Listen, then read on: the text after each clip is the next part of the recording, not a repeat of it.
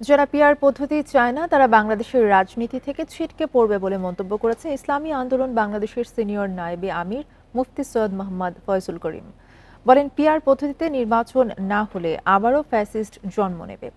বিকেলে রাজধানীর আজিমপুরে ইসলামী আন্দোলন বাংলাদেশের গণসমাবেশে কথা বলেন তিনি। নির্বাচনে পেশি শক্তির মাধ্যমে ভোটের বাক্স ছিনতাই হওয়ার আশঙ্কা করেন তিনি।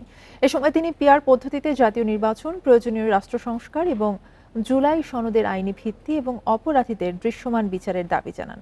বলেন, ১৯৪৭ থেকে এখন পর্যন্ত কোনো রাজনৈতিক দল জন আকাঙ্ক্ষা পূরণ করতে পারেনি, তাই পিআর পদ্ধতিতে নির্বাচনের মাধ্যমে সংসদের সকলের প্রতিনিধিত্ব নিশ্চিত করারও দাবি জানান তিনি। সমাবেশ থেকে ইসলামী আন্দোলন বাংলাদেশের মনোনীত প্রার্থী আব্দুর রহমানকে ঢাকা ৭ আসনের প্রার্থী হিসেবে ঘোষণা করা হয়।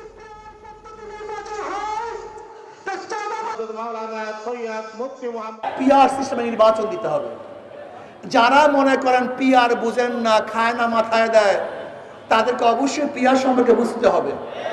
যদি বুঝেন তো বাংলাদেশের রাজনীতি টিকতে পারবে, যদি না বুঝেন সিটকে বলবেন। পিআর মানি সর্বজনীন, সর্বমতের, সর্ব আদর্শের এক সংসদ।